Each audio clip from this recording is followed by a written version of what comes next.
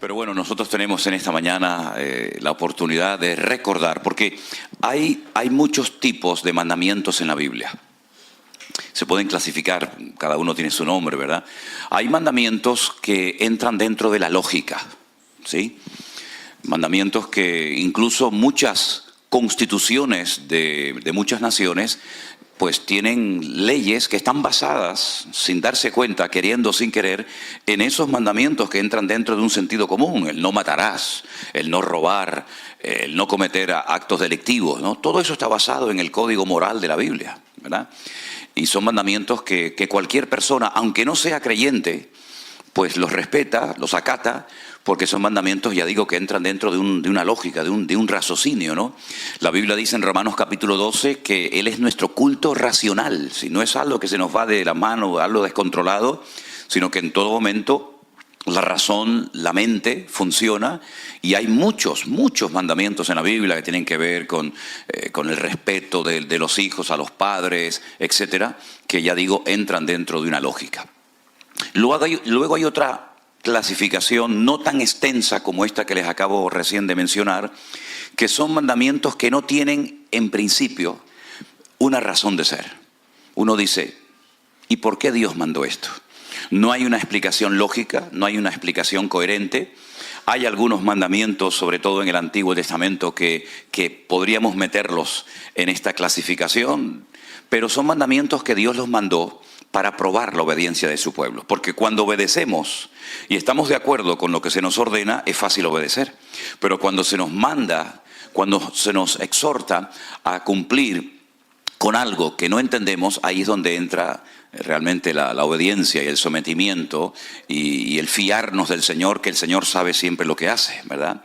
Por ejemplo, uno de esos mandamientos en el Antiguo Testamento consistía en no comer carne con productos lácteos. Por ejemplo, si usted va a Israel, usted no puede pedir nunca, después de tomar un filete de carne, un café con leche, porque está totalmente prohibido. Le cerrarían el bar inmediatamente, el restaurante, a una persona que sirviera, después de comer carne, leche, ¿verdad? Está prohibido la mezcla de productos lácteos, tanto en el postre como el café, con la carne. Pero luego hay otros mandamientos que son muy bonitos, que son mandamientos que el Señor los dio para recordar. Y ahí entran las famosas fiestas. La fiesta de la Pascua, pues es una fiesta para recordar, según el contexto judío, la liberación de la esclavitud de Egipto. Y todos los años celebran la fiesta de la Pascua, y ahora hablaremos un poquito más de ella, porque de ahí arranca esta celebración, ¿verdad? Luego, 50 días más tarde, tienen una fiesta que se conoce con el nombre de Pentecostés, la fiesta de la semana, Shavuot, donde ellos recuerdan que 50 días después de haber salido de la esclavitud en Egipto, al pie del monte Sinaí, el pueblo de Israel recibió un regalo, la Torá, la ley. Al finalizar casi el año, ya llegando cerca del mes de octubre, tienen una fiesta de obligatorio cumplimiento, que es la fiesta de los tabernáculos o la fiesta de Sucot, donde ellos recuerdan que fueron peregrinos en el desierto durante 40 años. Y hay muchos mandamientos que son para recordar. Así que estas son las tres grandes clasificaciones de los mandamientos en la Biblia. Mandamientos que entran dentro del sentido común, de la lógica, mandamientos que son para obedecer, aunque no los entiendas, y mandamientos que son para recordar. El Señor Jesucristo nos dio el mandamiento. Yo quiero que, si tienen su Biblia a mano y quieren venir conmigo, en la última cena, Él repartió el pan y el vino a sus discípulos. Recuerden que la noche que el Señor fue entregado, recuerden por favor que la noche que el Señor Jesucristo participó de la Santa Cena, esa misma noche lo prendieron y lo llevaron, bueno, primeramente a la casa de Anás y Caifás, después a la fortaleza de la Antonia, donde vivía el gobernador de la región de Judea, Poncio Pilato, y así estuvo, como decimos por allá, del tingo al tango, llevándolo de un sitio a otro, ¿verdad?, hasta que finalmente lo condenan a muerte. Esa noche que el Señor fue entregado era la noche de Pesaj, la noche de la Pascua, ¿vale? Los judíos recordaban y siguen recordando hasta el día de hoy uno de los mayores acontecimientos de la historia. Y fue como el Señor sacó a casi 2 millones de personas de un pueblo del yugo de un imperio terrible, como era el imperio de los egipcios, ¿verdad? Del cual nunca iban a salir, todos iban a ir muriendo lentamente, a menos que el Señor hiciera una intervención milagrosa, cosa que ocurrió. Esa noche se comía rápidamente, porque tenían que recordar que salieron muy rápidamente de la esclavitud en Egipto. Fíjense qué rápido salieron, que ni siquiera dio tiempo para que la masa fermentara, para que la masa leudara. Por eso se come una galleta cuadrada, que no sabe realmente a nada, que se llama la matzá, que es un pan sin levadura. Porque ya digo, no hubo tiempo ni siquiera para que fermentara la masa, porque tenían que salir rápidamente. Ellos comen todavía esa galleta sin levadura. Se hacen muchas preguntas en la mesa, muchas preguntas. ¿Y por qué salimos? ¿Y cómo salimos? ¿Y cómo salimos? ¿Y cómo fue? ¿Y cómo no fue? Hay una serie de juegos, de canciones. Hay una cosa que se llama el Dresdel, que es como una especie de trompo, para que me entiendan, que los niños juegan. Si aciertan la respuesta, se les da un premio. En fin, es una fiesta muy bonita.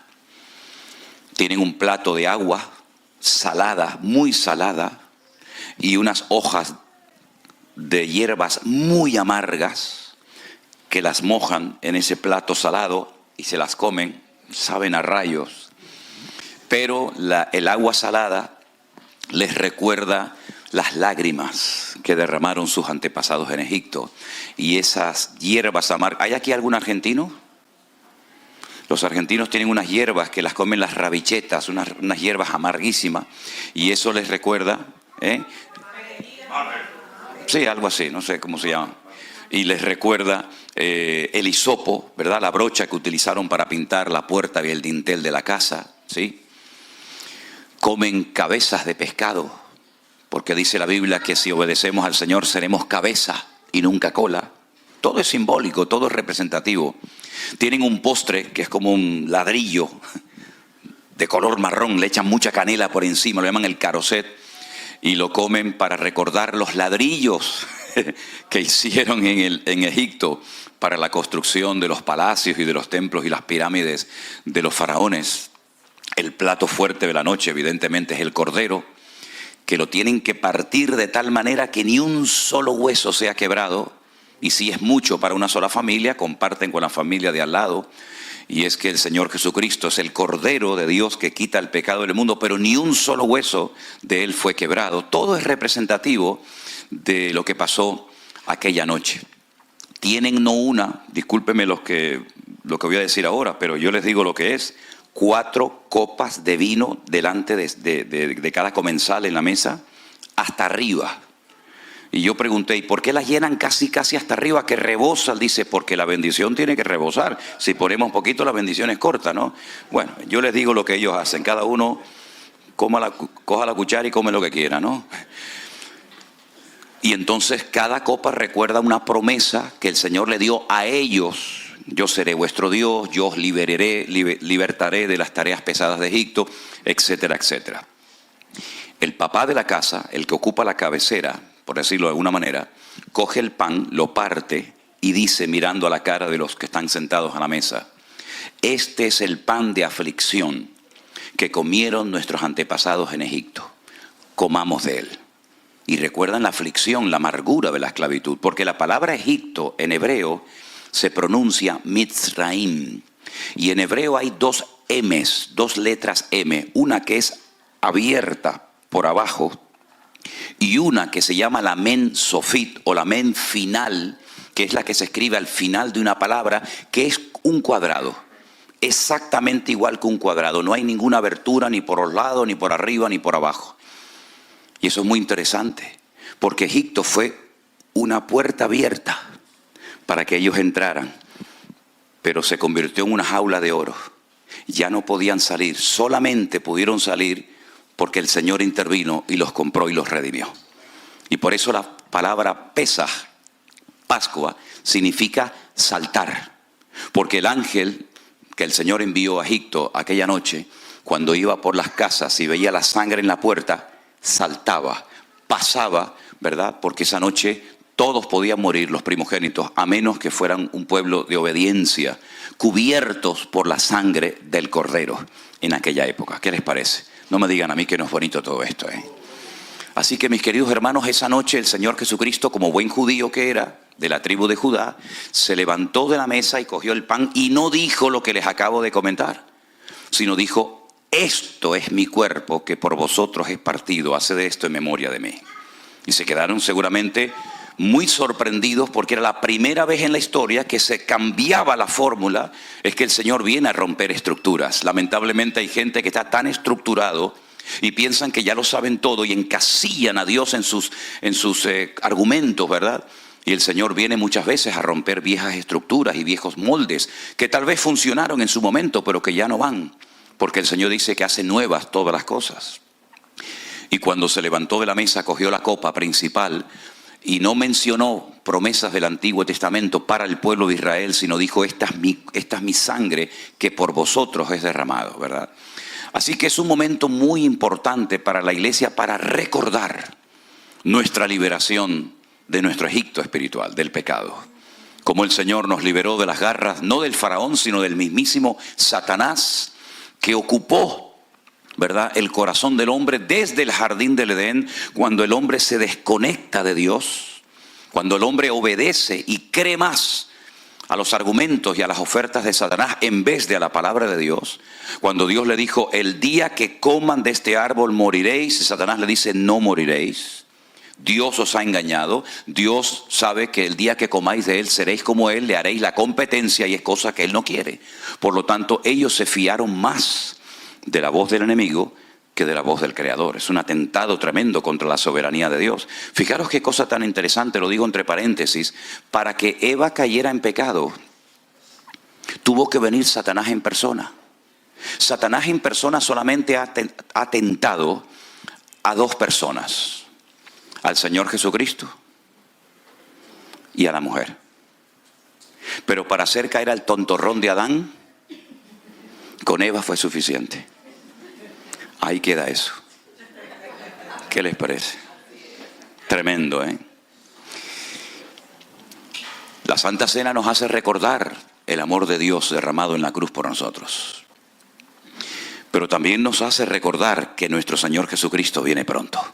Porque dice: haced esto en memoria de mí hasta que yo venga. Luego el Señor volverá otra vez. Y cada día falta menos para que el Señor retorne a este mundo. Y esa es la bendita esperanza de la iglesia, que nuestro Señor Jesucristo no se ha olvidado de nosotros. Y dice ya que en aquellos siglos algunos decían: ¿dónde está la promesa de su advenimiento? Porque no viene, no aparece. Y entonces Pedro les responde y le dice: el Señor no retarda su promesa, según algunos lo tienen por tardanza, sino que es paciente para con todos, esperando que todos procedan al arrepentimiento. Ese es el único y principal motivo por el cual el Señor todavía no ha venido, porque está esperando que toda la humanidad proceda al arrepentimiento y no se condene por la eternidad. ¿Se da cuenta? Pero también es un momento muy especial para la vida interna del creyente, para la vida interna de la iglesia. Quiero leer algunos versículos en 1 Corintios capítulo 11, donde Pablo descubre una realidad que estaba ocurriendo en la iglesia de Corinto y que estaba afectando a más de uno de los miembros. 1 Corintios capítulo 11, mis queridos hermanos, a partir del verso 27, la palabra del Señor, vamos a prestar atención, nos dice así: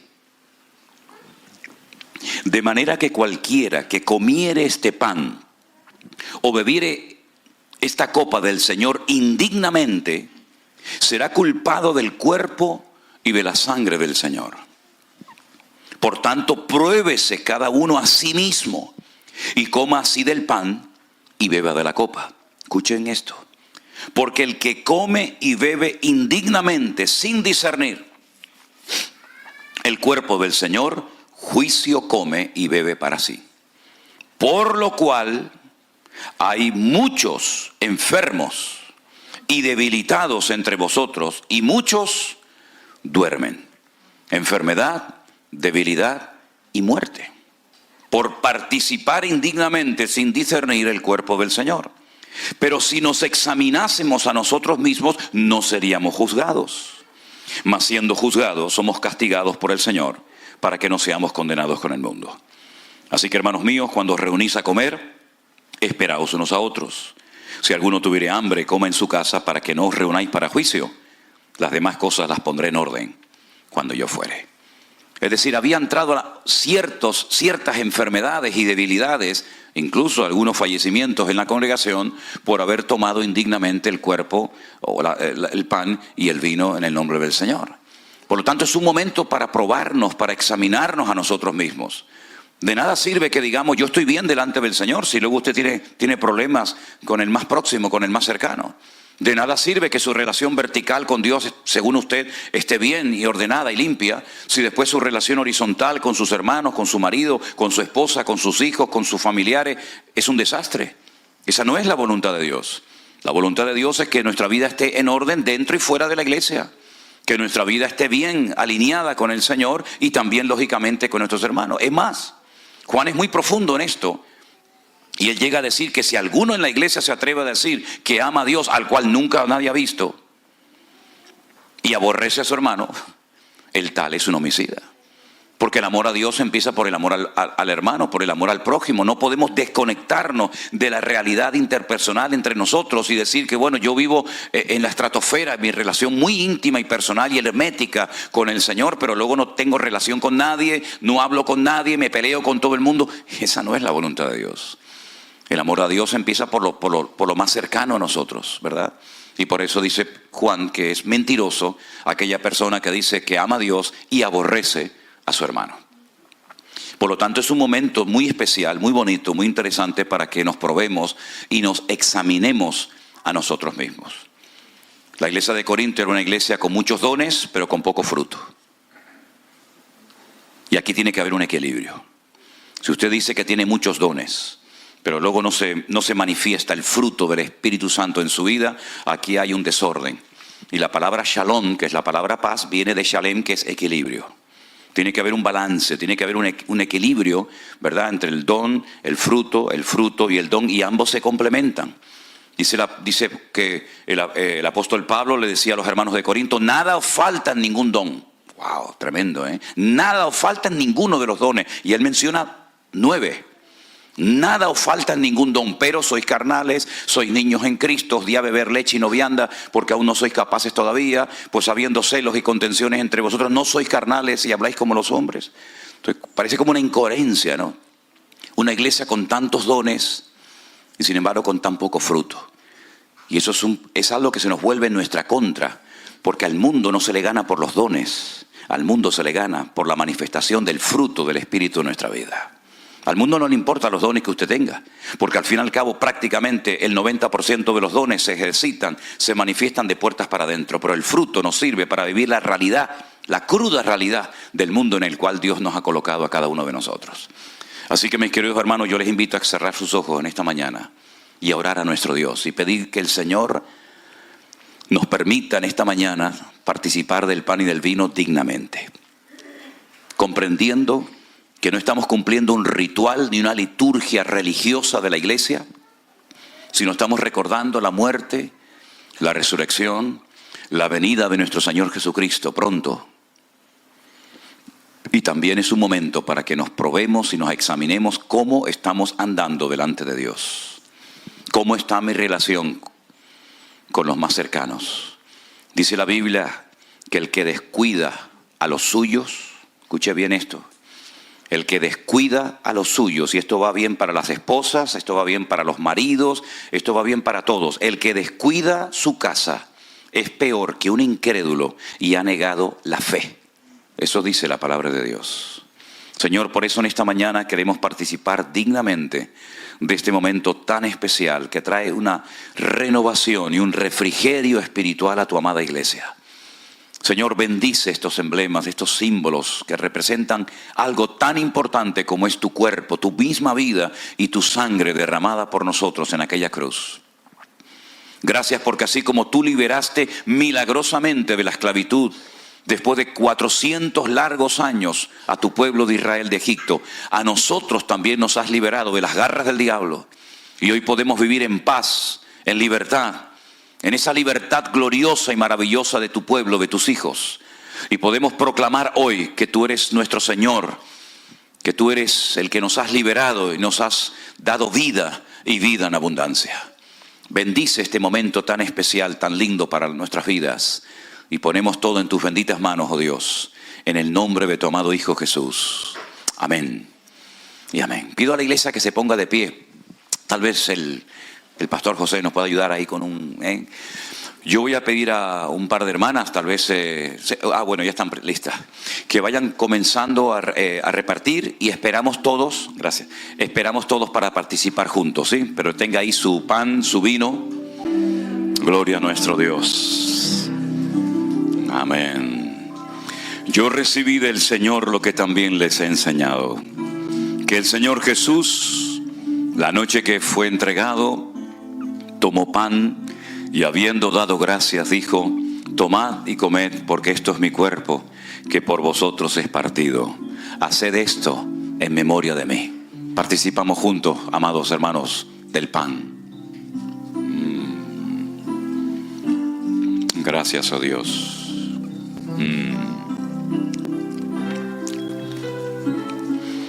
Asimismo tomó también la copa, después de haber cenado, diciendo: esta copa es el nuevo pacto en mi sangre. Haced esto todas las veces que la bebiereis en memoria de mí. Así pues, todas las veces que comiereis de este pan y bebiereis de esta copa, la muerte del Señor anunciáis, hasta que Él venga. Participamos de la copa, queridos hermanos.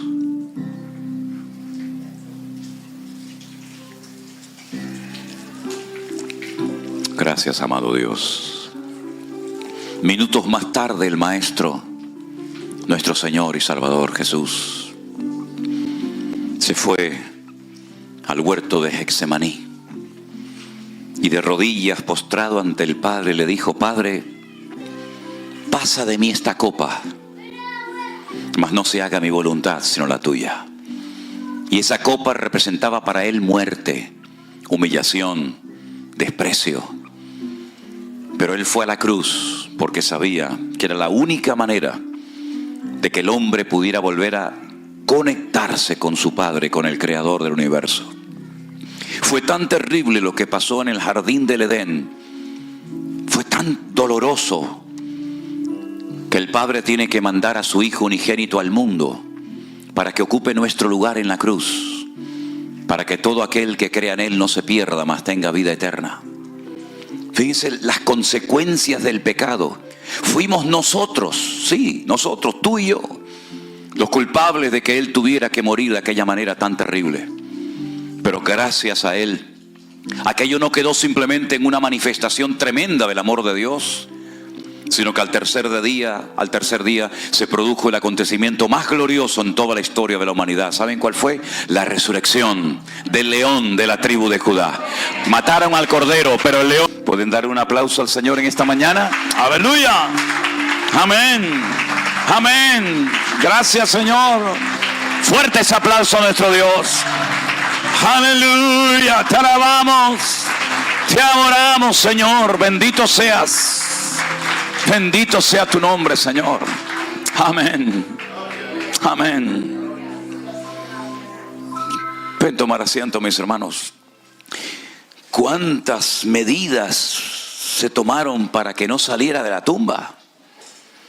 Nunca se habían tomado tantas medidas para que un muerto no saliera fuera. 16 soldados romanos armados hasta los dientes para cuidar a un muerto. Un precinto romano que no se podía quebrantar, y si se hacía era bajo pena de muerte. Una piedra de más de 4.000 kilos en la puerta para tapar la tumba para que no saliera. Para un muerto. Yo creo que en el fondo sus enemigos tenían temor de que volviera a la tumba, de que volviera de la tumba a la vida. Y saben una cosa, y quiero que lo tengan esto bien claro. Cuando María Magdalena fue al sepulcro bien temprano en la mañana, dice que la piedra estaba removida. Pero la piedra no se movió para que él pudiera salir. No, la piedra se movió para que ella pudiera entrar. Es diferente. Claro, es que si no se mueve la piedra, ¿por dónde sale? No hay problema en eso. Él traspasaba las paredes. Pero dice la Biblia que cuando esta mujer salió corriendo a la casa donde estaban sus discípulos orando o temblando o llorando, le dijo, está vivo, lo he visto. Y salieron corriendo. Salió corriendo Pedro y Juan. Juan llegó pero no entró. Pero fíjese ahora lo que voy a decir. Dice que Pedro entró, vio y creyó. Fíjese los verbos. Entró, vio y creyó. Entiendo los dos primeros, pero el tercero, entró, está claro. Vio, vale. ¿Pero qué fue lo que vio para creer? Dice que vio los lienzos puestos allí. ¿Saben lo que yo hacía cuando me iba de casa para que mi padre pensaba que estaba en la cama durmiendo? Cogía 2 almohadas, las metía así debajo, como la película de Alcatraz. ¿Vio la película de Alcatraz? Entonces pasaba así y miraba el bulto y dice, bueno, el niño está durmiendo. El niño estaba en la Patagonia, ¿no? Los lienzos no explotaron, ¡pum! Y ahí salió el Señor, sino que estaban exactamente igual de bien colocados como si el Señor estuviera dentro. Solamente lo que le pone en la cabeza lo dobló, lo puso a un costado, pero el resto estaba como si estuviera él dentro. Y por eso cuando él entra y él ve aquello totalmente cerrado, él vio y él creyó, porque es imposible que pudiera salir si no hubiera traspasado aquella sábana para la honra y la gloria del Padre. Y no solamente vio eso, sino que cuando entró al sepulcro vio el resto de lo que le amortajaba, bien dobladito, puesto en un lado. Y todo lugar donde hay orden, allí está el Señor. Pero donde hay desorden, Dios no está. Pablo dice, esto lo enseño en todas las iglesias. Nuestro Dios es un Dios de orden y no un Dios de confusión, como en todas las iglesias de la época enseñamos. Nuestro Dios siempre nos muestra que es un Dios de orden en todo, en la economía, en la familia, en la iglesia, cuando se manifiestan los dones del Espíritu Santo, en todo lo que hacemos en la vida. Tenemos que manifestar, tenemos que exteriorizar la esencia de nuestro Dios, que es nada más y nada menos que el orden. Dios puso orden desde el Génesis 1:1 hasta el amén de Apocalipsis. Todo es orden, orden, orden en los sacrificios, orden en los animales, orden en la familia, orden en el tabernáculo, orden en el templo, orden en la iglesia, orden hasta en la gran tribulación puso orden. Y dice, ahora viene esto, después viene lo otro, ahora son los sellos, ahora son las trompetas, ahora son las copas, ahora es el anticristo, ahora el falso profeta. Y hay un orden hasta en el peor tiempo de la historia, ¿verdad? En el caos, en medio de ese caos hay un orden, porque Él es el que controla la historia. Y por eso nuestras vidas tienen que reflejar orden desde los pies hasta la cabeza. ¿Cuántos dicen amén? Gloria a Dios. Y Él estableció que en un momento puntual de la vida los padres iban al templo a presentar a sus hijos al Señor. Y hoy hay algunos padres que quieren presentar, son 3 niños los que van a presentar, a Christopher, a Alejandra y a Juliana. ¿Y los papás de ellos están aquí? ¿Sí? ¿Pueden pasar un segundito los papás con sus hijos, por favor? Gloria al Señor, qué bueno. ¿Quién es Christopher? Este es Christopher. No. Pase, si hubiera. Por favor. Alejandra, Alexandra y Juliana, ya viene. Ok, gloria a Dios, qué bueno. Ahí viene Alexandra, o Juliana, perdón. Qué bueno. La responsabilidad de criar a los hijos no es del gobierno, no es del Estado. La responsabilidad de enseñar la palabra de Dios e instruir a los niños desde temprana edad no es de la iglesia, la escuela dominical, ni del colegio, ni de la universidad. La responsabilidad recae sobre los hombros de los padres. Así que, si usted verdaderamente quiere poner en práctica lo que dice la palabra de Dios, tendrá que preguntarse, ¿qué le voy yo a transmitir espiritualmente a mis hijos? Porque el mejor regalo que le podemos dar a los hijos, aparte de ropa y estudios y todo eso, es la instrucción bíblica. Porque con eso usted puede salvar a su hijo por la eternidad. Ahora son niños, Ahora juegan y saltan y brincan. Pero llegará el momento cuando tendrán que tomar sus propias decisiones. Y se casarán y tendrán familia. Esa es ley de vida. Pero ahora es cuando se pone la base. Ahora es cuando se pone el fundamento. Y la Biblia dice que 2 hombres se pusieron a construir una casa. Uno la construyó muy rápido. Esas cosas que son muy rápidas a mí me dan miedo, porque las cosas de Dios tienen que ir paso a paso. Como dicen los italianos, piano piano se va lontano, ¿no? Y construyó su casa, y el otro también la construyó. Tardó un poquito más, pero al final las 2 casas estaban levantadas. Ay, amigo, pero cuando sopló el viento, cuando subió el nivel del agua y la lluvia dio con ímpetu contra las paredes de aquella vivienda, una de las 2 se desmoronó. Y literalmente dice la Biblia, y fue grande su ruina. La otra permaneció. La diferencia entre una y otra no eran los muebles, no eran las paredes, no era lo que se veía, sino lo que no se veía. La base de una era arena. Arena. No había fundamento, no había solidez y se desmoronó. La base de la otra casa era la roca. Y la roca es la palabra. La roca es el mismo Cristo. El que le da estabilidad a la familia. El que le da estabilidad a una nación, a un pueblo. El que le da firmeza a una vida. ¿Verdad? Por eso dice la palabra de Dios que el que oye la palabra y la olvida y no la pone en práctica es como el hombre que construyó su casa sobre la arena.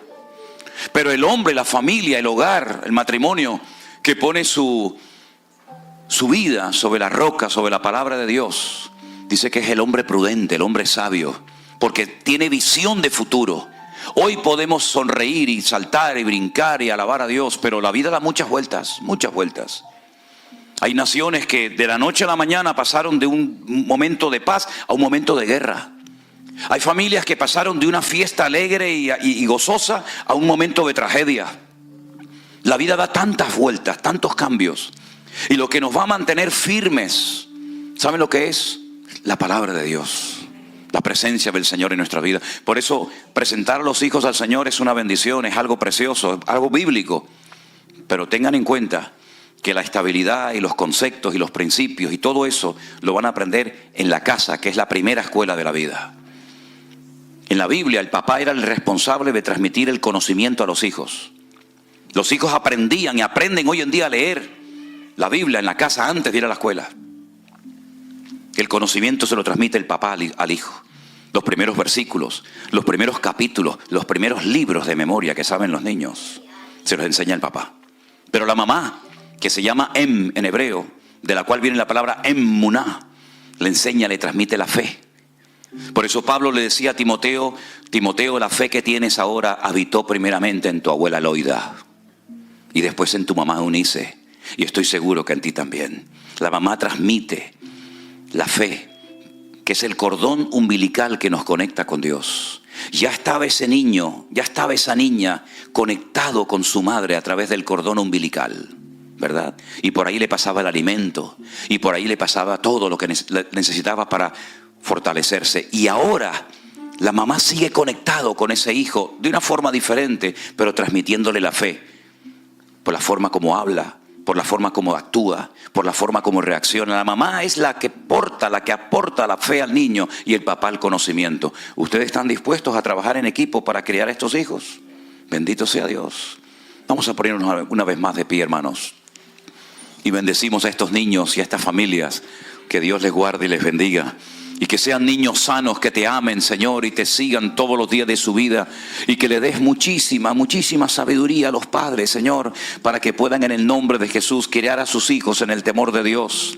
Guárdales de malas influencias, guárdales en la escuela, guárdales de malas amistades, Señor. Guárdales de peligros y accidentes. Que tus ojos estén abiertos de noche y de día sobre estos hogares, sobre estos papás.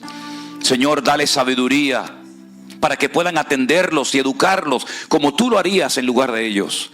Dale sabiduría, Señor, para responder a sus preguntas cuando las hagan. Que sean ejemplos, Señor, de fe, de paciencia, de amor, de tolerancia, de perdón. Y que puedan ver en sus padres un reflejo del amor de Dios. Y que nunca olviden lo que aprendieron en el hogar. Márcales hoy, Señor, y cuídalos durante todos los días de su vida. Los presentamos delante de ti y pido que bendigas y bendigas grandemente a estos padres, a estas madres, Señor, en el nombre de Jesús. Que tú les des mucha sabiduría, Señor, a sus familiares, para que puedan, Señor, educar a estos niños en el temor de Dios. Tu palabra dice: instruye al niño en su camino, y aun cuando fuere viejo no se apartará de él. Gracias, Señor, por ellos. Los bendecimos en esta mañana en el nombre, sobre todo nombre, de nuestro Señor Jesucristo. Amén y amén. Damos un fuerte aplauso a nuestro Dios. Gente que estamos conociendo, de los niños que estamos orando, las bodas que estamos celebrando. Esto es tremendo. Esto es el ministerio intenso, ¿eh? Aquí no hay descanso. Aquí hay, ¿verdad?, una cosa detrás de otra. Y es que tenemos que aprovechar el tiempo. Me dice la gente: ¿fuiste a Miami de paseo? ¿Fuiste por aquí? Digo, ¿pero cuándo voy a ir, mijo? Si no tengo a veces ni tiempo ni para comer, ¿eh? Pero tampoco hemos venido a pasear, hemos venido a estar con ustedes, a disfrutar, y estamos disfrutando muchísimo. Me decía una hermana, varias hermanas me decían, el otro día cuando estuvimos en la iglesia bautista de allí de Hialeah, me decía: pastor, usted tiene que estar muy cansado. Digo, yo, para nada. Cuando llega a España ya es otra cosa. Pero de momento estamos disfrutando y se nota que hay mucha gente orando por todo esto, ¿eh? Se nota muchísimo, pero estamos disfrutando muchísimo. Estamos muy contentos, muy agradecidos al Señor. Y saben una cosa, hermanos, ¿cuánta gente daría lo que fuera por estar sentado hoy en esa silla? ¿Cuánta gente me escribe y me dice: ay, cómo me gustaría estar ahí con ustedes, cómo me gustaría poder saludarlos, cómo me gustaría... Abrí antes un poquito el Facebook en directo, lo hice allá atrás y aquí. Bueno, y eso es una lluvia de gente. Ay, hermanos, saluda a los hermanos, estamos tan contentos, les estamos siguiendo, estamos orando, y así que le agradecemos. Y ahora mismo también hay un montón de hermanas, ¿no?, que están ahí conectadas, ¿no? El del grupo 1. Vamos a darles un aplauso a todas las hermanas que nos están viendo en esta mañana. Dios les bendiga. Me dijo una vez una persona: oye, pero ustedes en la iglesia virtual no tienen hombres. Dice: pues todos son mujeres. Digo, oye, bueno, algunos hay, gracias a Dios, ¿no? Algunos hay. Pero la proporción de... Sí, no, yo sé. La proporción es una goleada arrolladora de mujeres contra los hombres, ¿eh? Por un hombre hay 20 mujeres, ¿no? Vamos a entrar ahora en una parte diferente del culto, de la reunión, porque yo había anunciado ayer que los que tuvieran alguna pregunta la pudieran hacer. Pero antes de darle lugar a ustedes a preguntas y yo contestar preguntas que tenemos aquí, quisiera compartir con ustedes algunas cosas que considero necesarias, ¿ok? Gracias, ya, ok, gracias, hermano, te lo agradezco. No, es que como me encanta la música, me voy con él y me tengo que ir para aquí ahora. Gracias, te lo agradezco. Miren, la iglesia virtual está compuesta por personas de muchos trasfondos. Hay gente que viene de un contexto ultra pentecostal. Otras personas vienen de un ambiente tal vez más conservador. Unos fueron educados en una línea doctrinal tal vez diferente a la de otras. Y ya el Señor me venía preparando hace años, cuando yo me casé con Elena, que ella procede de otra denominación diferente a la que yo pertenecía en aquel momento. No sé si en Estados Unidos se conoce o se llama igual una denominación, un grupo de iglesias. En España se conoce como asambleas de hermanos. Son iglesias muy conservadoras, donde la mujer usaba el velo, la mantilla, ¿sí? No podían orar. La mayoría de lo que se cantaban eran himnos con muy buena base doctrinal, pero iglesias muy conservadoras.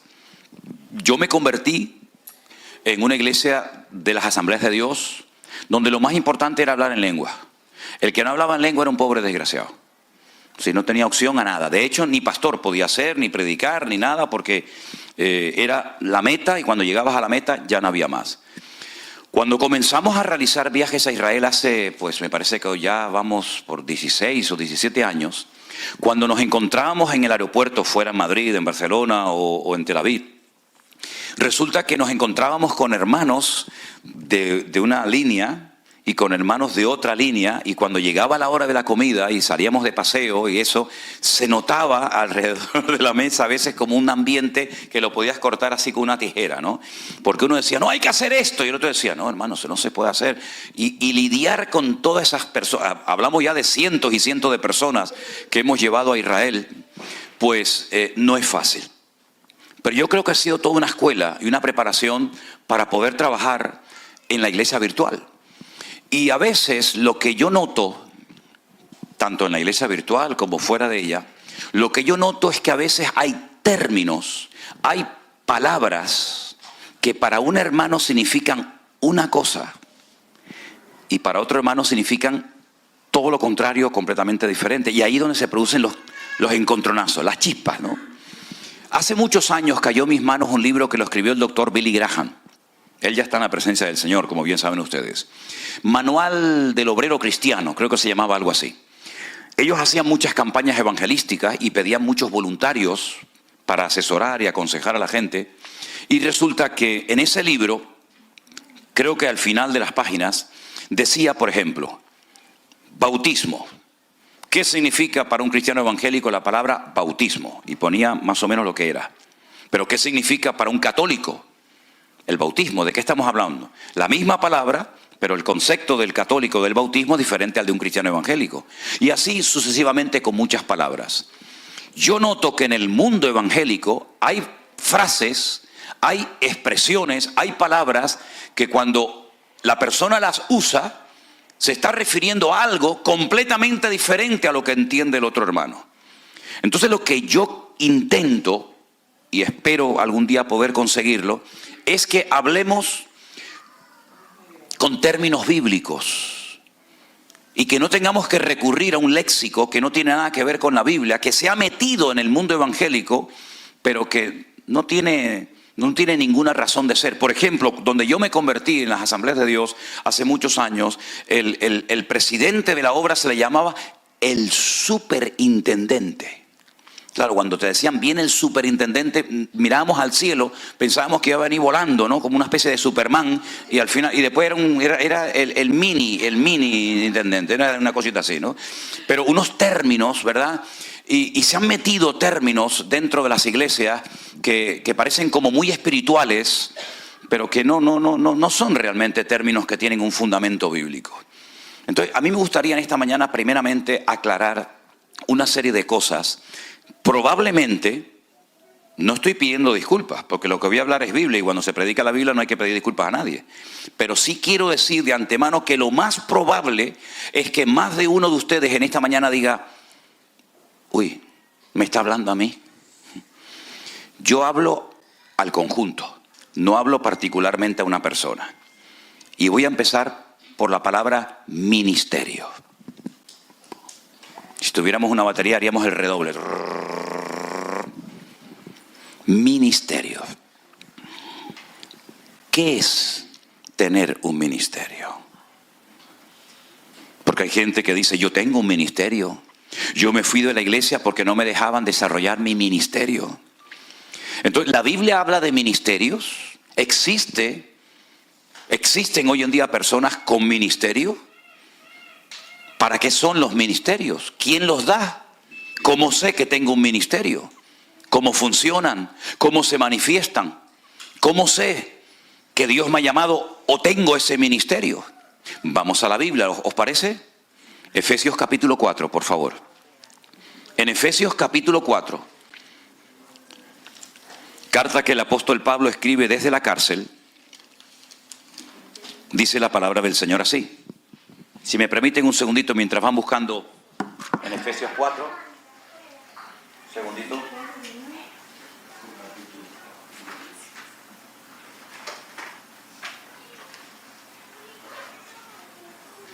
Porque tengo que grabar esto, ¿sí? Entonces lo puedo poner, por ejemplo, por aquí.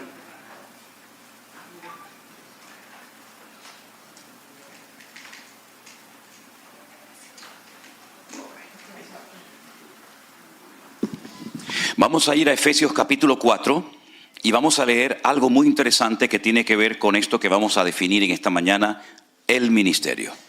Efesios capítulo 4 dice a partir del versículo 11. Efesios 4:11. Él mismo constituyó a unos apóstoles, a otros profetas, a otros evangelistas, a otros pastores y maestros. 5 apóstoles, profetas, evangelistas, pastores y maestros. ¿Con qué finalidad? ¿Cuál es el objetivo? Bueno, para perfeccionar o capacitar a los santos, a los creyentes, ¿para qué? Para la obra del ministerio, para la edificación del cuerpo de Cristo, es decir, la iglesia. ¿Hasta cuándo? Hasta que todos lleguemos a la unidad de la fe y del conocimiento del Hijo de Dios, a un varón perfecto o completo, a la medida de la estatura de la plenitud de Cristo, para que ya no seamos niños fluctuantes, llevados por doquiera de todo viento de doctrina, por estratagema de hombres que para engañar emplean con astucia las artimañas del error, sino que siguiendo la verdad en amor, crezcamos en todo aquel que es la cabeza, es decir, en Cristo, de quien todo el cuerpo, es decir, toda la iglesia, bien concertado y unido entre sí por todas las coyunturas que se ayudan mutuamente, según la actividad propia de cada miembro, recibe su crecimiento para ir edificándose en amor. Los 5 ministerios, los únicos 5 ministerios que la Biblia enseña que existen, los hemos leído en esta mañana. Los apóstoles, los profetas, los evangelistas, los pastores y los maestros. Eso es lo que la Biblia llama y considera ministerios. Si usted está de ujier en la puerta de una iglesia, lo cual es loable y le estamos muy agradecidos, eso no es un ministerio. Eso es una función, es un servicio. Gracias al Señor que usted lo está prestando con todo el amor del mundo y se esfuerza por hacerlo bien y por atender a la gente, porque el ujier que está en la puerta es la primera imagen que se lleva una persona cuando llega a un lugar. Y una de las leyes de Murphy dice: nunca tendrás una segunda oportunidad para dar una primera imagen. Por lo tanto, el ujier es fundamental, porque si el ujier tiene cara de vinagre o está enfadado ese día o sabe Dios qué, ya dice: uy, ¿cómo son toda la gente aquí de rara? No, es él el raro, pero todos los demás somos normales, ¿verdad? Pero no es un ministerio, el ministerio del ujier. No, yo tengo el ministerio de limpiar la iglesia. Eso no es un ministerio, es un servicio, es una función tremendamente importante en la iglesia y necesaria, pero no entra dentro de lo que hemos leído en esta mañana, que se considera un ministerio. Entonces vamos a hablar con coherencia y con propiedad y con madurez. Los ministerios son los que hemos leído en esta mañana. Y lo que salga de esto son funciones, son servicios, son trabajos voluntarios o remunerados, pero no son en sí un ministerio. Entonces, hay gente que me ha dicho en el pasado: bueno, yo me fui de la iglesia porque no podía desarrollar mi ministerio. Y yo le pregunto: ¿y su ministerio, hermana, concretamente cuál era? No, mi ministerio era el de la limpieza. Bueno, hermana, discúlpeme, eso no es un ministerio. Eso, repito, es una función muy importante, pero usted no puede utilizar la palabra ministerio para eso, sino que la palabra ministerio encaja en otro terreno y no precisamente en ese de la limpieza o de cualquier otra cuestión. Estos son los ministerios. Ahora, si usted me dice a mí: yo tengo el ministerio de pastor, eso es un ministerio, ¿verdad?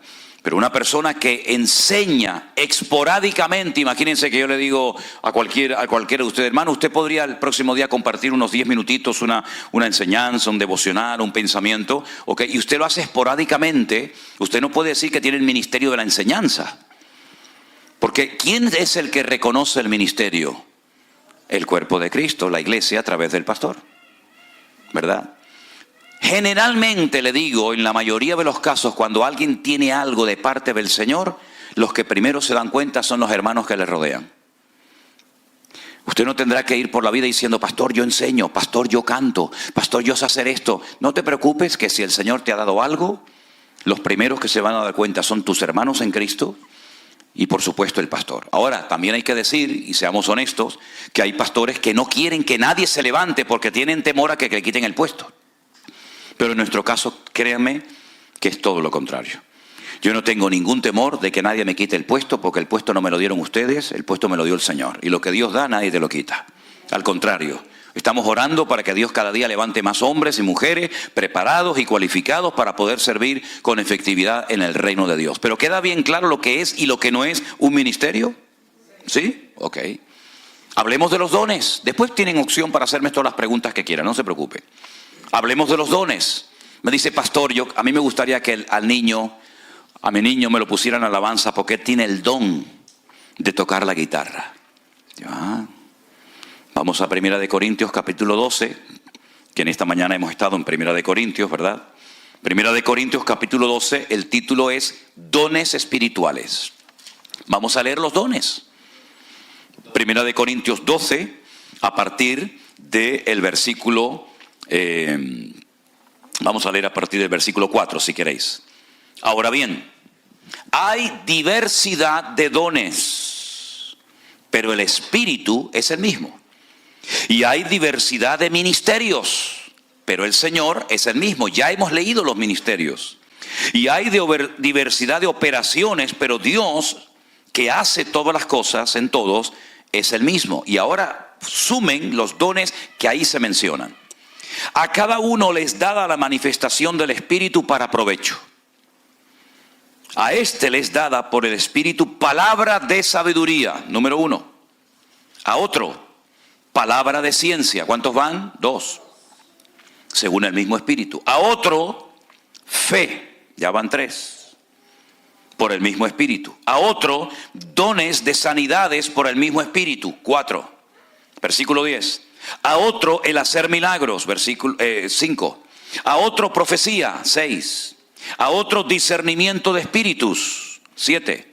A otro, diversos géneros de lenguas. 8. Y a otro, interpretación de lenguas. ¿Cuántos son en total? 9 dones. 9. Pero todas estas cosas las hace uno. Y el mismo Espíritu, repartiendo a cada uno en particular como Él quiere. Porque así como el cuerpo es uno y tiene muchos miembros, pero no todos los miembros del cuerpo, siendo muchos, son un solo cuerpo, así también Cristo. 9 dones que, si profundizáramos más en cada uno de ellos, los podríamos clasificar en 3 grupos. Yo todo esto me lo sé de memoria. Yo no sé si ustedes van a ser capaces de retener todo esto, pero si no, esto queda grabado, no se preocupen. Hay dones de expresión, hay dones de revelación, ¿verdad? Y hay dones como de conocimiento. Los dones de expresión, la misma palabra los dice, si usted no habla, el don no fluye.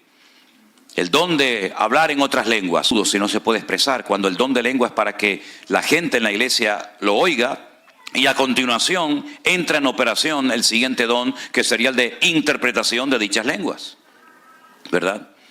Son dones que para fluir, para manifestarse, usted tiene que hablar. Hay otros dones que son literalmente dones de revelación, el don de ciencia. El don de ciencia se manifestó en Pedro en la iglesia primitiva en una ocasión cuando un matrimonio habían vendido una propiedad, se llamaban Ananías y Zafira. Ellos habían sustraído una parte del dinero, pero le querían hacer creer a Pedro y a la iglesia que lo estaban dando todo. No era obligación darlo todo. No era un mandamiento bíblico que el que tuviera un terreno, una finca, un campo lo vendiera y lo diera a la obra. No era obligación. La gente lo hacía libre y voluntariamente.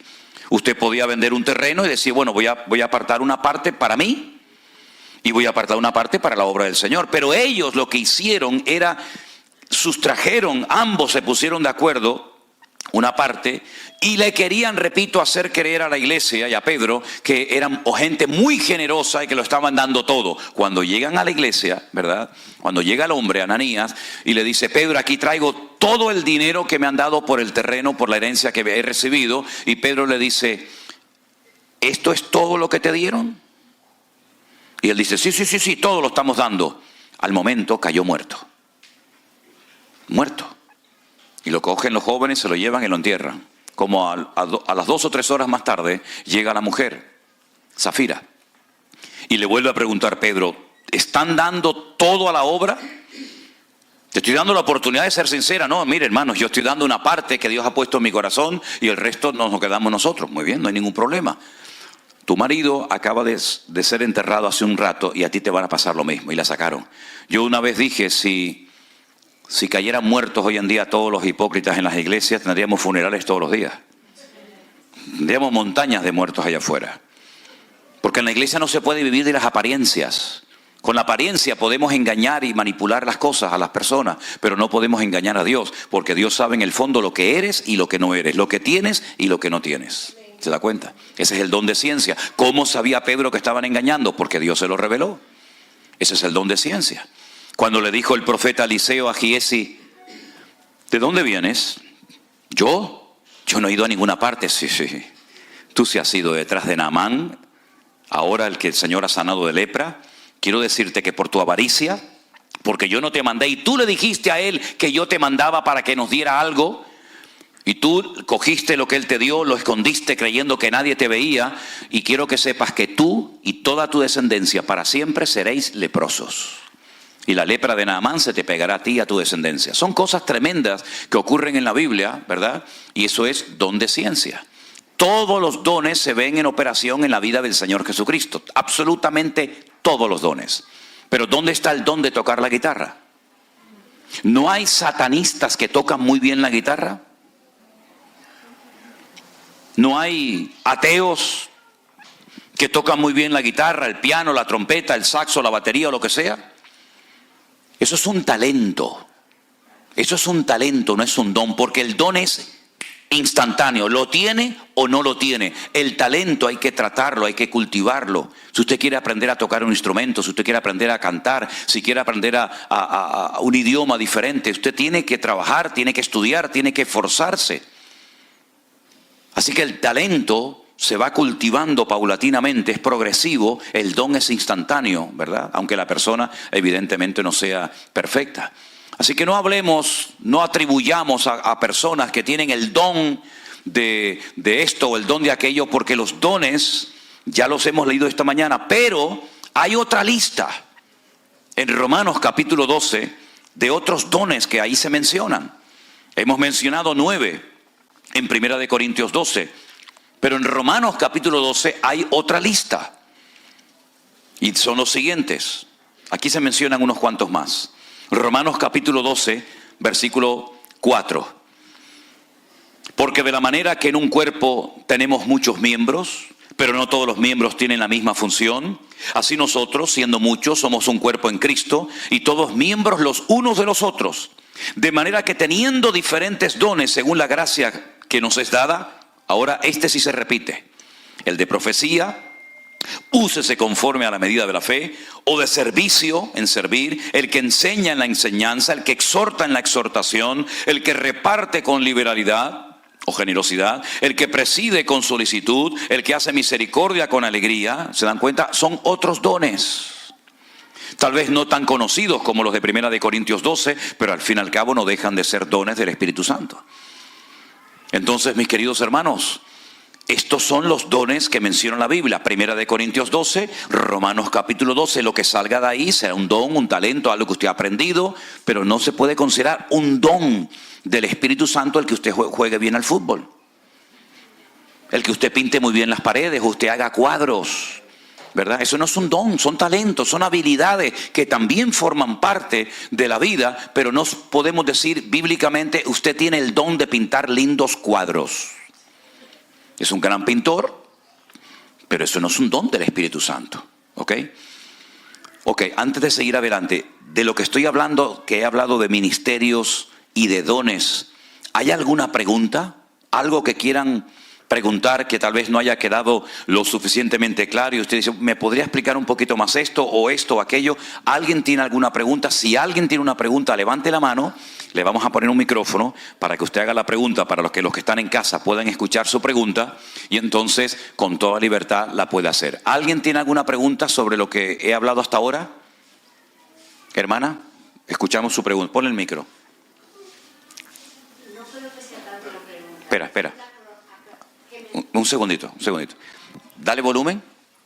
¿Tiene? Sí. ¿Tiene volumen? A ver. Ok. Adelante. Es como una duda que yo tengo, algo que yo veo. Mira, en predicaciones, Sube el volumen, hermano, del micrófono. personas que hablan en lengua cuando están predicando, que de cada 3 segundos se van a hablar en lengua, continúan con la prédica y vuelven otra vez a hablar en lengua y vuelven otra vez y siguen con la prédica. No sé, a mí como que yo lo veo, I don't know. Entonces también noto que fuerzan a veces, hacen los llamados para forzarte, que vayas al frente y forzarte a que hables en lengua.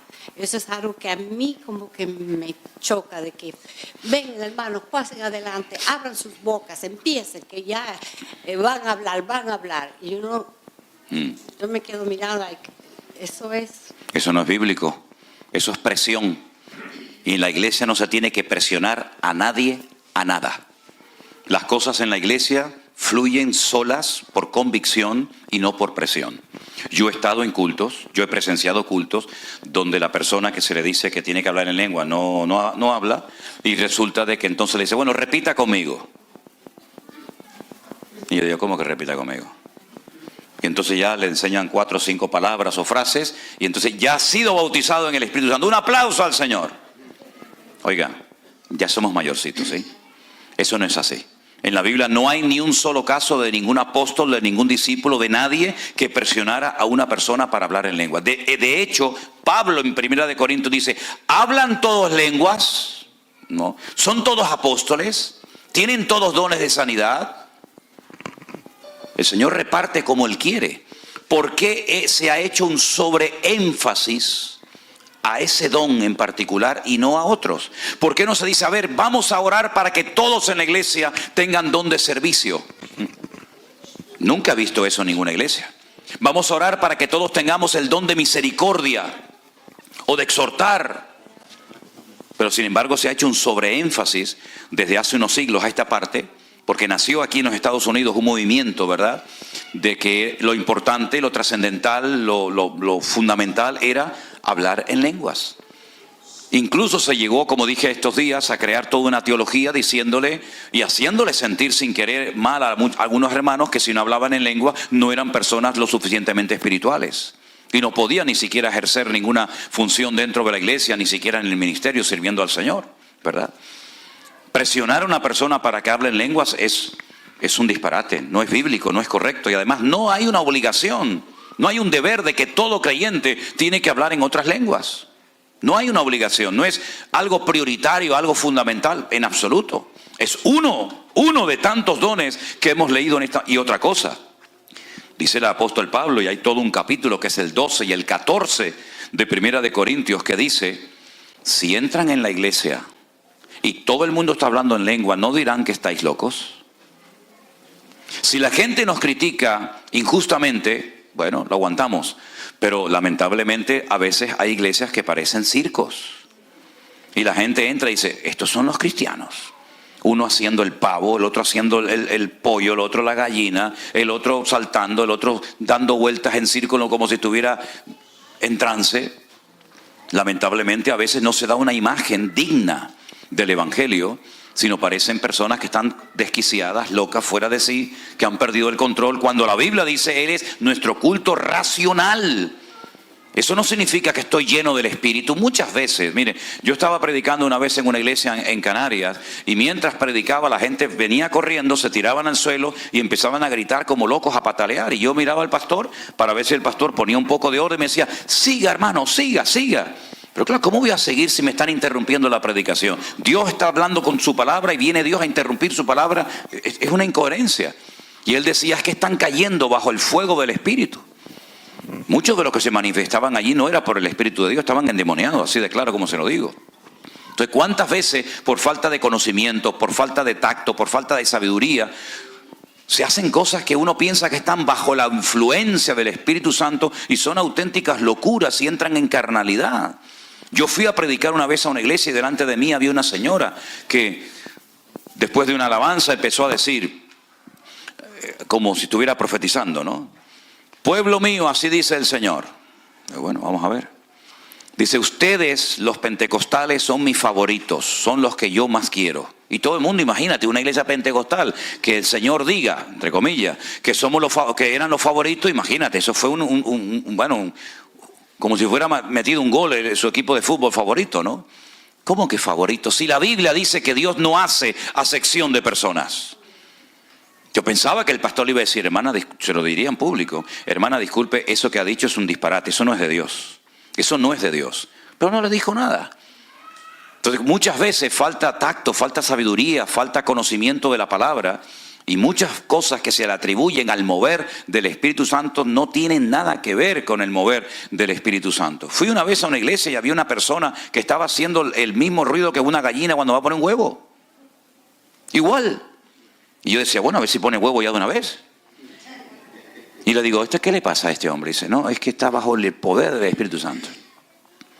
Y el otro haciendo el león, porque estaba imitando al león de la tribu de Judá. ¿Dónde está eso en la Biblia? Son auténticos disparates, y eso es lo que vende, eso es lo popular, eso es lo que a mucha gente le gusta, pero no tiene nada que ver con el mover genuino del Espíritu Santo de Dios, en absoluto, para nada. Además, cuando una persona habla en lengua en la iglesia, tiene que haber interpretación. Dice, si no, calle.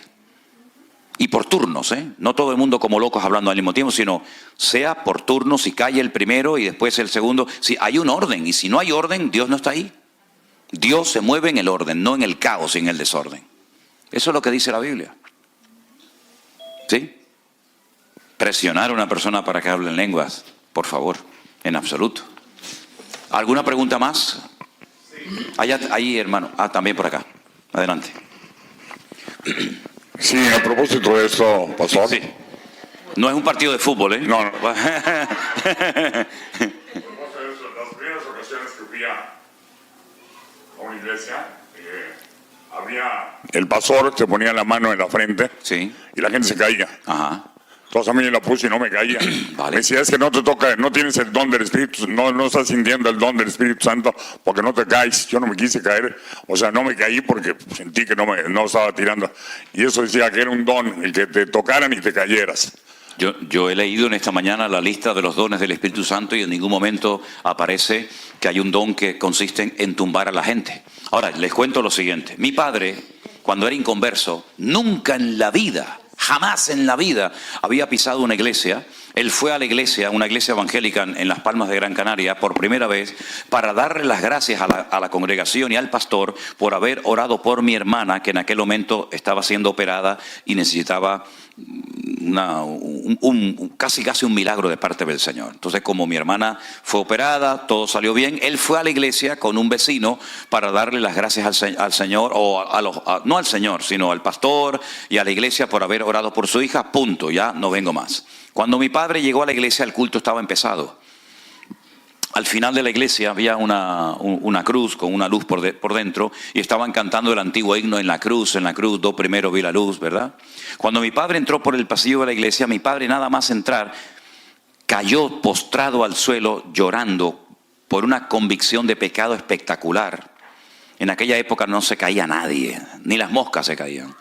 Y él cayó al suelo, postrado, llorando, y ese día mi padre se convirtió, le entregó su vida a Cristo. A los 3 meses o 4 meses nos llevó a todos a la iglesia, todos nos convertimos y nos bautizamos el mismo día. Hay momentos en los que Dios hace cosas tremendas, ¿verdad? Nosotros estuvimos en una iglesia durante años en Tenerife, y un día me llamó a mí la máxima autoridad de la ciudad, y fui a entrevistarme con él a su despacho. Y estaba allí porque me habían denunciado, y fui a hablar con la persona más importante del condado, de la ciudad, y me preguntó y me dijo, ¿qué hacen ustedes en su iglesia? Y bueno, nos cantamos, predicamos, alabamos a Dios. Y no, mira, hay unos vecinos que viven enfrente de ustedes, que cuando ustedes empiezan a cantar y empiezan a orar, ellos en su casa se caen al suelo, y entonces ya están cansados de que cada vez que se pongan a orar, ellos se caen al suelo y no pueden ver la televisión, ni pueden... Y yo le dije, yo no tengo ni la más remota idea de lo que usted me está diciendo. Yo sé que me han rayado el coche me parecía una cebra, lo tenían rayado para arriba, para abajo, y los vecinos me decían, sal, te lo están rayando ahora. Y le dije, mejor que no salga. mejor que no salga, pues yo me conozco. Pero usted es un tonto. Digo, no, prefiero no salir. Y mi coche era, ya te digo, una cebra, arriba, abajo, con un clavo, con un destornillador. Bueno, pero yo no sabía que a ese señor le estaba pasando eso con su señora cuando estaba en su casa. Yo durante años fui evangelista, no fui pastor, no era maestro, sino que predicaba en las calles 1 semana, 2 semanas, 3 semanas, 1 mes, predicando todos los días en la calle. Y durante la predicación, gente inconversa, gente de macumba, de umbanda, de estas religiones extrañas, comenzaban a caerse en las calles. Y yo miraba para todos lados y decía, ¿pero qué está pasando aquí? La gente caía por el poder de Dios. Bueno, pero yo no obligaba a nadie ni empujaba a nadie. Además, para tirarte a ti hay que tener fuerza, ¿eh? Porque tiene que estar muy ungido, ¿eh? Tiene que estar muy ungido, ¿verdad? Entonces, hay gente que empuja, hay gente que finge, hay gente que se tira. Hay de todo en esta vida. Como decía mi abuelo, en este mundo, hijo, hay para todo. Pero no es un don. También hay gente que empuja. Yo fui una vez a una iglesia y mandaron a todos pasar adelante, cosas que a mí me ponía enfermo, pero pasé adelante y el muchacho me empujaba y me empujaba y me empujaba y yo le dije, ¿tú quieres que yo me tire? Pues claro, él diría, uy, se cayó Manolo Sierra, como él le daba caché, no le daba categoría, ¿no? Y digo, ¿tú quieres que yo me tire y te quedes ya tranquilo? Porque me tienes loco, ya me estás mudando para atrás, me va a dejar un agujero aquí en la frente, ¿no?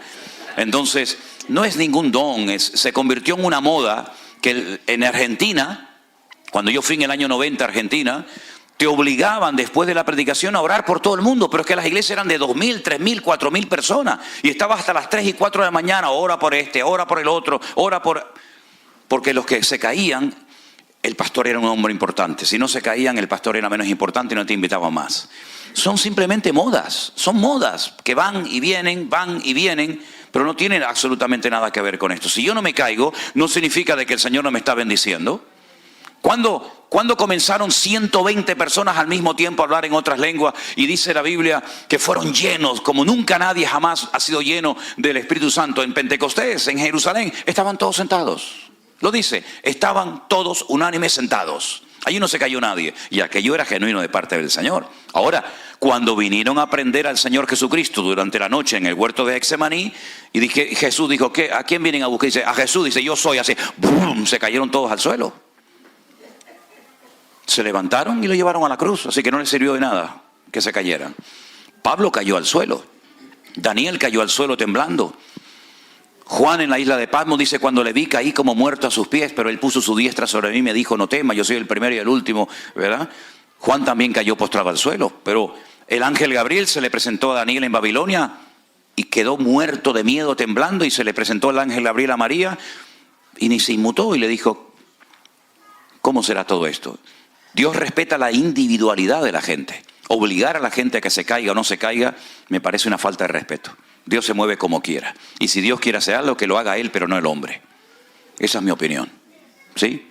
Por allá había una pregunta, hermano Gregorio. Gracias. Necesito clarificación.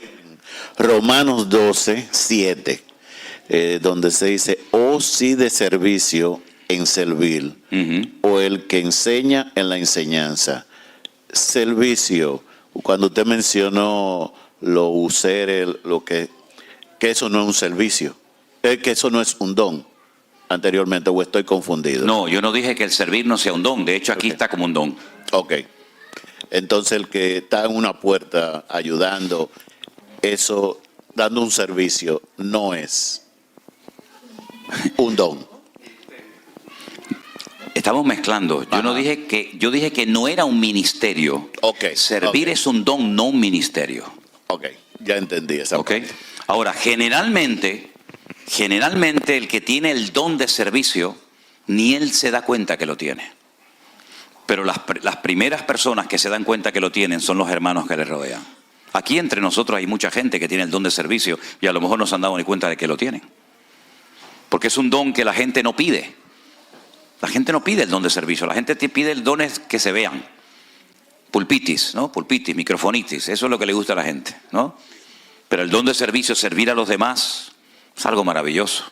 La gente lo tiene, le sale espontáneo, no tienes que decirle nada. Es una persona con iniciativa.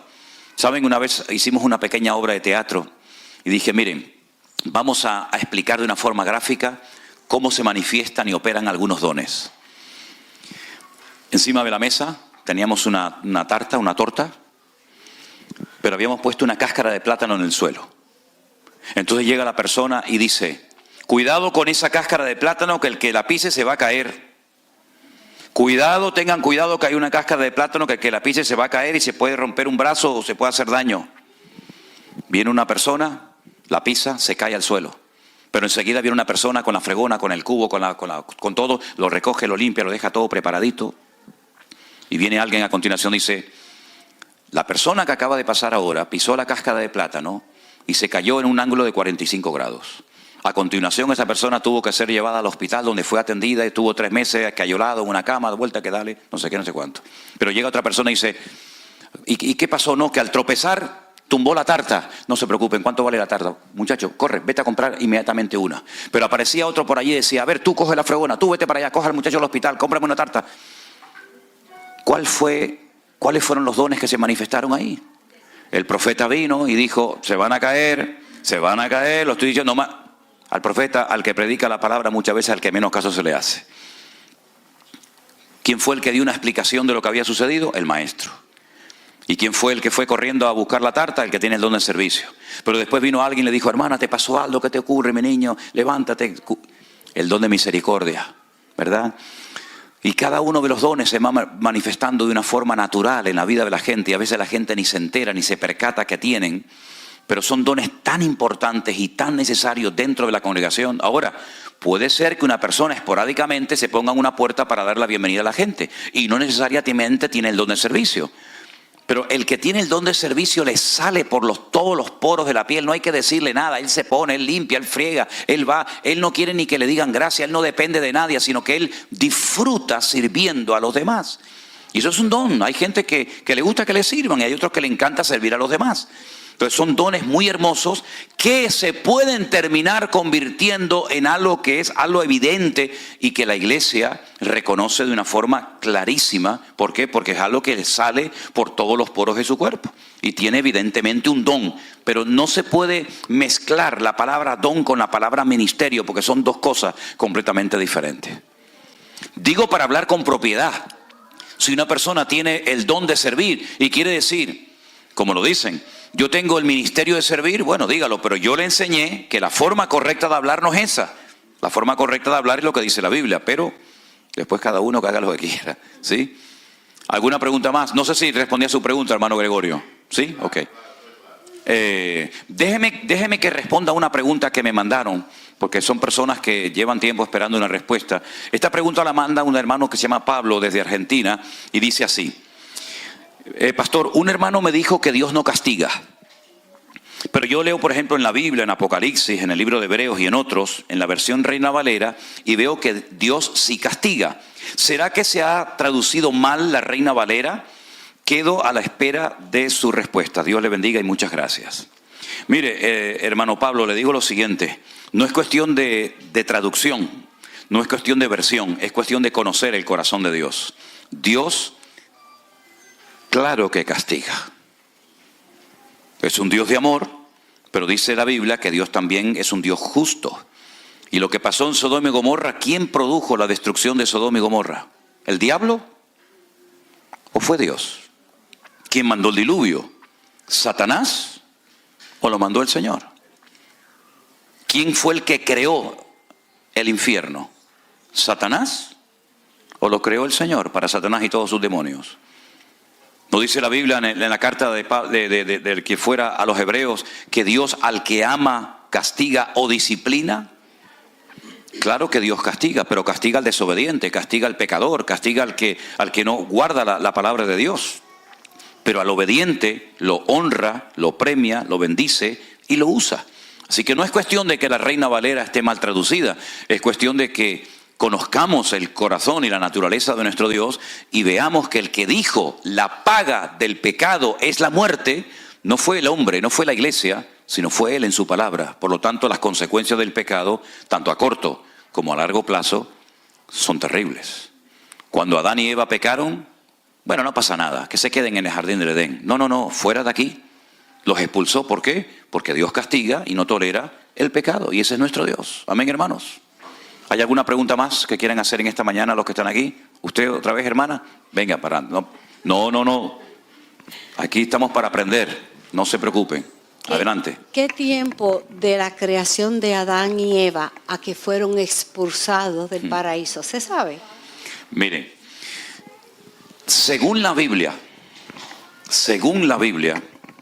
y esto es interesante que lo sepan ustedes, de Adán a Cristo hay 4.000 años. Y de Cristo a nosotros, 2.000 y pico. Es decir, la historia bíblica van por 6.000 años. ¿Quiere decir que que el mundo tiene 6.000 años? No. El mundo no tiene 6.000 años. Y ahora les voy a poner un ejemplo. Miren, nadie sabe exactamente cuánto tardó Dios en expulsar a Adán y Eva del jardín del Edén cuando pecaron. Probablemente fue el mismo día. No creo que hubieran pasado 300 años hasta que Dios dijo, los voy a expulsar. Yo creo que fue algo instantáneo. Es mi opinión. Pero por otra parte tampoco sabemos cuánto tiempo estuvo Adán y Eva en el jardín del Edén. ¿Cuánto tiempo estuvieron? ¿Una semana? ¿15 días? ¿Un mes? ¿Un año? Entonces, hermanos, si usted dice que la historia bíblica son 6.000 años, desde Adán a Cristo 4.000 y de Cristo a nosotros 2.000, ¿y qué ocurre cuando, por ejemplo, descubren un hueso y dicen, no, este hueso tiene 25.000 millones de años? Cuando descubren un mamut o un dinosaurio, dicen, no, bueno, mire, vamos a hacer una cosa. ¿Cómo se llama aquí? ¿Un globo? Eso que se infla, ¿no? Que es el globo. Vale. Si cogiéramos un globo totalmente desinflado, y cogiéramos un rotulador y le pintáramos así unos ojitos, una nariz y una boca, y midiéramos la distancia entre el puntito A y el puntito B, entre el ojo derecho y el ojo izquierdo, nos daría a lo mejor 1 centímetro. ¿Sí o no? Ok. Si inflamos el globo, y ya el globo no es así, sino el globo es enorme, ¿cuánta distancia hay entre el punto A y el punto B, entre el ojo derecho y el ojo izquierdo? A lo mejor, póngale 25 o 30 centímetros. ¿Cuál es la medida correcta? Las dos son correctas, pero uno está vacío y el otro se estiró por el contenido del aire, del oxígeno que se le metió dentro. ¿Ok? La Biblia cuenta la historia desde este punto hasta aquel. Pero la Biblia no cuenta la historia desde este punto hasta aquí. El universo se mueve a una velocidad constante.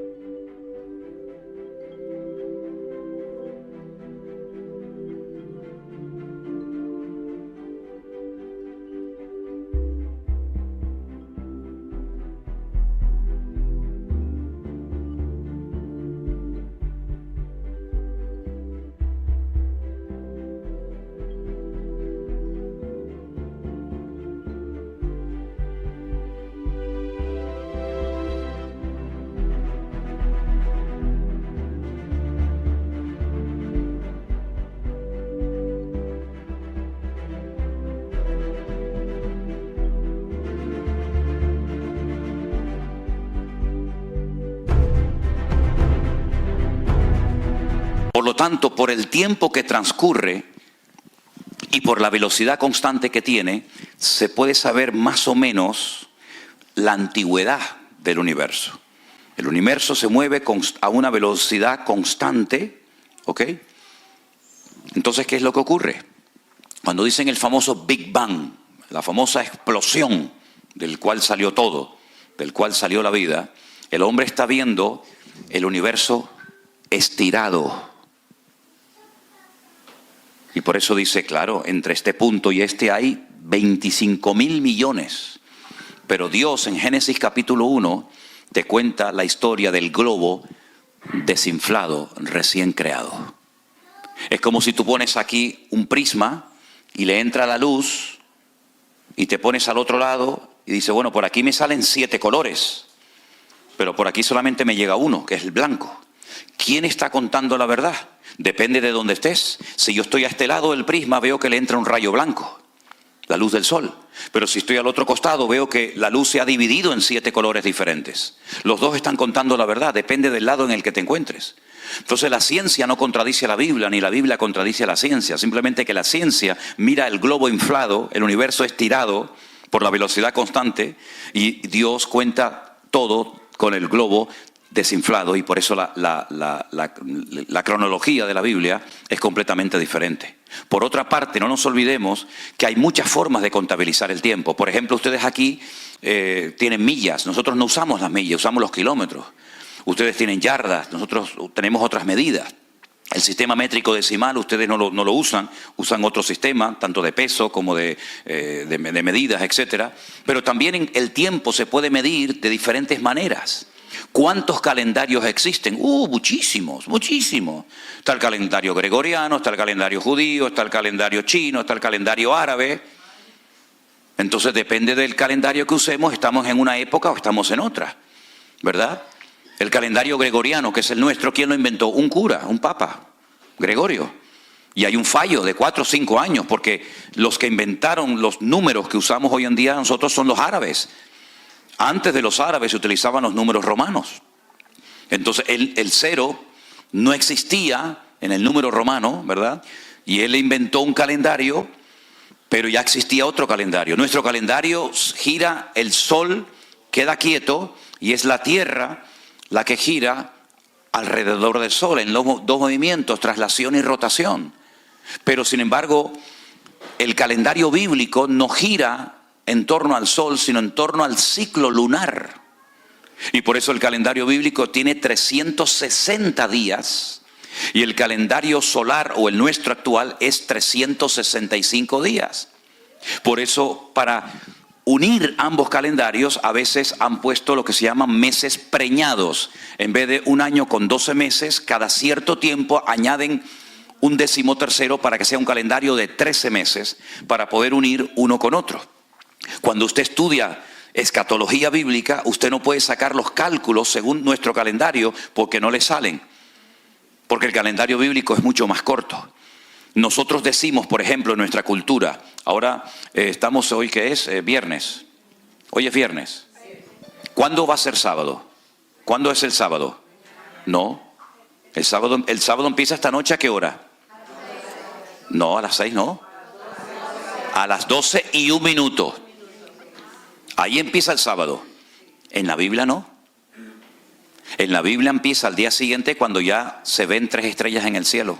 Cuando ya se oculta el sol, ya es sábado. Yo he recibido hoy mensajes de Israel donde me dicen Shabbat Shalom, feliz sábado. ¿Por qué?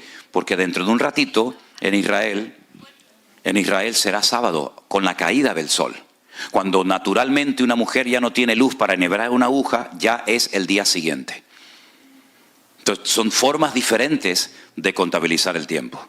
Así es que es muy importante saber todos estos detalles, porque hay muchas personas que han dado fechas y han puesto cálculos y no coinciden, porque la forma de medir el tiempo en la Biblia, ¿no dijo el Señor, el día tiene 12 horas? Y uno dice, no, el día tiene 24. Pero Él dijo, el día tiene 12 horas.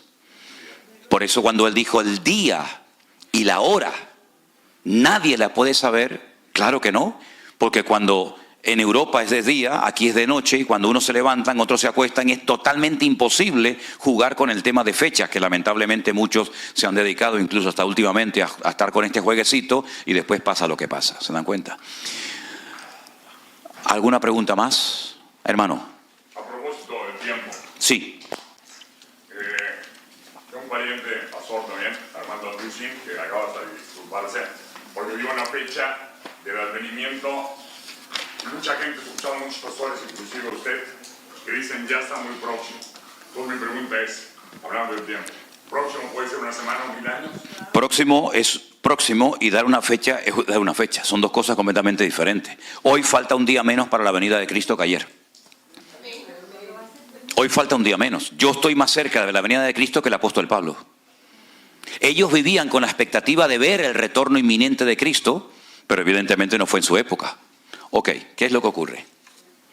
Recuerden que el Salmo 90 dice que para el Señor un día son 1000 años y 1000 años es un día.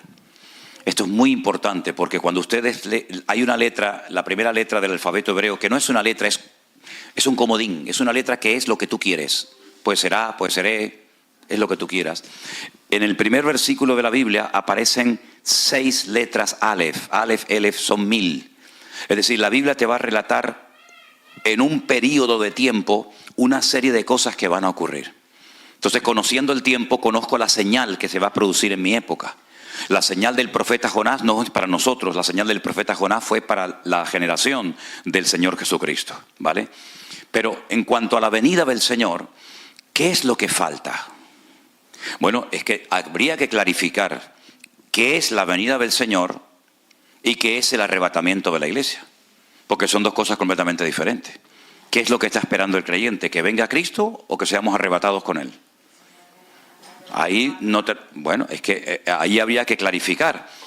Ok, vamos a leer un versículo bíblico que nos va a dar, y vamos a ir, pienso yo que concluyendo, porque si no podemos, yo por mí no tengo prisa, pero por ustedes más que nada, vamos a leer unos versículos bíblicos que son muy clarificadores para responder a la pregunta de nuestro hermano. En 2 de Tesalonicenses, por favor, apréndanse este capítulo de memoria, lo pueden hacer sin ningún problema. El capítulo 2 de 2 de Tesalonicenses es de vital importancia, sobre todo para nosotros hoy en día. Y dice así la palabra del Señor. Estamos en 2 de Tesalonicenses, capítulo 2, versículo 1. Con respecto a la venida de nuestro Señor Jesucristo y nuestra reunión con Él, os rogamos, hermanos, que no os dejéis mover fácilmente de vuestro modo de pensar, ni os conturbéis, ni por espíritu, ni por palabra, ni por carta, como si fuera nuestra, en el sentido de que el día del Señor está cerca. La palabra venida del versículo 1 es la palabra parausía.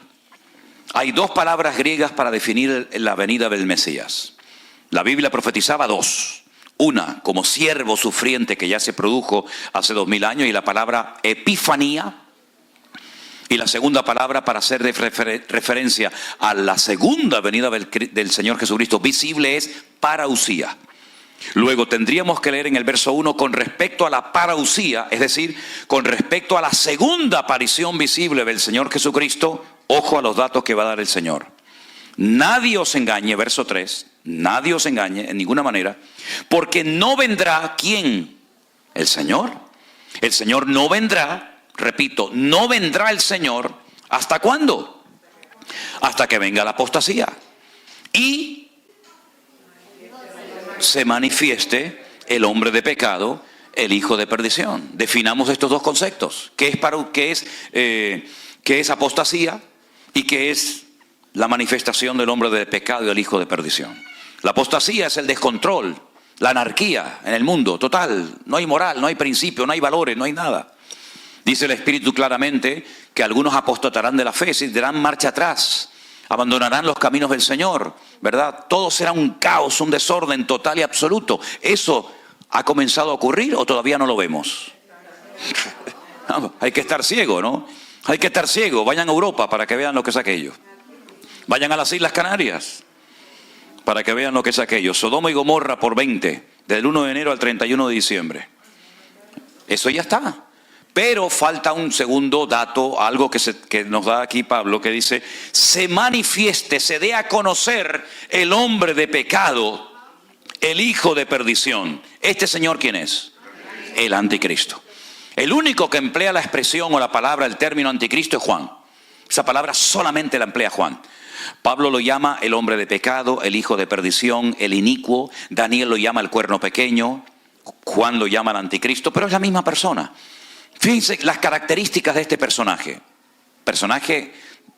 Un líder político. Se opone y se levanta contra todo lo que se llama Dios o es objeto de culto. Todo lo que es objeto de culto. Le hará la guerra. Tanto que se sienta, ¿dónde? En el templo de Dios, como Dios, haciéndose pasar por Dios. Uno dice, bueno, pero somos el templo del Espíritu Santo. Sí, pero no mezclemos las cosas. El templo de Dios en aquella época era el templo de Jerusalén. Ahora, usted dirá, pero hermano, ¿pero cómo se va a sentar el anticristo en el templo de Dios si los romanos en el año 70 después de Cristo destruyeron el templo y no hay templo? Es sentido común, es aplicar el sentido común.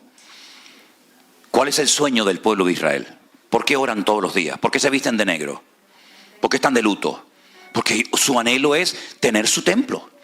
Los cristianos podemos tener iglesias por todo el mundo. Los musulmanes tienen sus mezquitas por todo el mundo. Pero los judíos no tienen templos por todo el mundo, porque solamente pueden tener uno. Solamente uno. Y solamente en la ciudad de Jerusalén, en lo alto del monte Moriah. No pueden tener más templos. Sinagogas las que quiera, pero templo uno solo. Entonces, si usted va a Israel, usted va a visitar el Museo del Templo. Y en el Museo del Templo ya tienen todo listo, todo preparado, las trompetas, los instrumentos, el aceite, la menorá, el candelabro, absolutamente todo lo tienen preparado, hasta las piedras, numeradas, cortadas, enterradas en el Mar Muerto. Allí están preparados, todo está listo. Solamente falta lo que llaman ellos la paradumá, que es una vaca de color rojo, de la piel, todos los pelos rojos, que es la que dice en el libro de Números, en el Antiguo Testamento, que tienen que ponerla sobre el altar, quemarla y con las cenizas purificar el templo. Y esa vaca aún no ha aparecido. Pero el templo va a ser reconstruido. Cada vez que un judío se casa, meten dentro de un trapo una copa y el novio la aplasta con el pie para recordar la destrucción del templo de Jerusalén. Cuando usted como judío construye una casa y arregla toda la pared y la encala y la pinta y la pone bonita, hay una parte que usted la deja vieja sin arreglar. ¿Para qué? Para que cuando la vea sepa que el templo de Jerusalén está destruido. Todo gira en torno al templo. Están de negro los rabinos porque están de luto. Porque van al muro por la mañana, por la tarde, por la noche. Porque se mueven así, porque lloran, porque gimen, porque oran y claman por la reconstrucción del templo de Jerusalén. Pero ellos no saben, muy pocos saben, que ese tercer templo, el primero lo levantó Salomón, el segundo fue, ¿verdad?, cuando vinieron del cautiverio. No saben que ese tercer templo va a volver a ser profanado.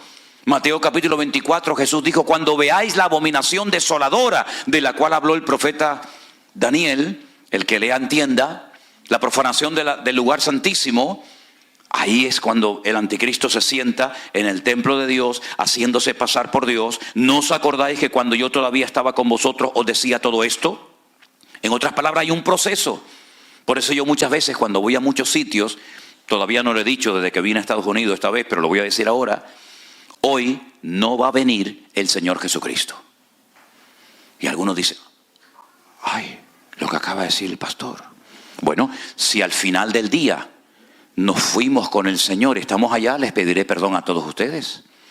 Pero si al final del día nos seguimos viendo aquí, entonces yo no me equivoqué. Porque yo sé que hoy no va a venir el Señor Jesús a buscar a su iglesia. Porque todavía faltan algunos detalles que no se han dado y por lo tanto aprovecho el tiempo porque sé que cada vez me queda menos, porque el Señor viene pronto, pero todavía no se han dado los datos, las características para que el Señor aparezca en cualquier momento. Me preguntan muchas veces, ¿y usted cree que el anticristo, este líder político, está por ahí? Yo digo, totalmente convencido. Totalmente convencido. Creo que está por ahí. El anticristo no es un personaje de Hollywood, es un señor con pasaporte, con documentación, con seguridad social, con papá, con mamá, con abuelo, con carne, con hueso. Aún no se ha manifestado y se va a levantar en Europa. El antiguo Imperio Romano abarcaba desde todo lo que era España, Finisterre, el fin de la tierra, todo lo que es Europa, todo lo que es Oriente Medio y todo el norte de África, todo el Magreb. Eso era el territorio del Imperio Romano. Por eso las dos piernas de la imagen de Daniel, uno es un continente y otro es otro continente con los 10 dedos que le salían, ¿verdad?, de las piernas, de los pies. Por lo tanto, son muchos detalles que la Biblia nos da para que aquel día no sorprenda como ladrón en la noche.